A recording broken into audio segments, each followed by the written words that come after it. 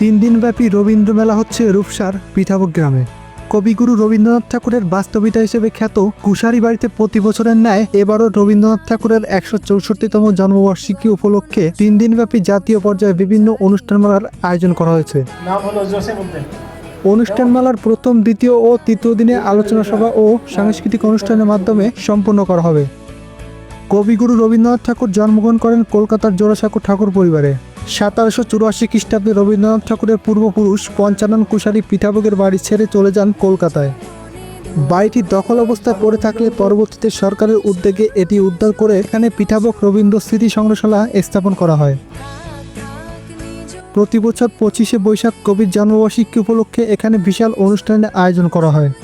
অনুষ্ঠানে উপস্থিত থাকেন জেলা প্রশাসক, উপজেলা নির্বাহী কর্মকর্তা, কবি, সাহিত্যিক, গবেষক, শিক্ষাবিদ, সংস্কৃতিকর্মী ও ছাত্রছাত্রী। রবীন্দ্র জয়ন্তীকে কেন্দ্র করে এখানে রাস্তা, পুকুরঘাট, চারপাশের পরিবেশ সাজানো হয় নানা রকম আলপনা ও সাজসজ্জায়। এছাড়া এখানে সাংস্কৃতিক মেলারও আয়োজন করা হয়েছে, যেখানে নানা ধরনের স্টল, স্তম্ভশিল্প, বই ও খাবারের দোকান বসেছে। রবীন্দ্র জয়ন্তী উপলক্ষে বিভিন্ন প্রান্ত থেকে মানুষ ছুটে চলে আসছে। তাই আজকে এই শেষ দিনে আপনিও মিস না করতে চাইলে চলে আসতে পারেন রবীন্দ্রনাথ ঠাকুরের স্মরণে আয়োজিত এই মহৎ অনুষ্ঠানে।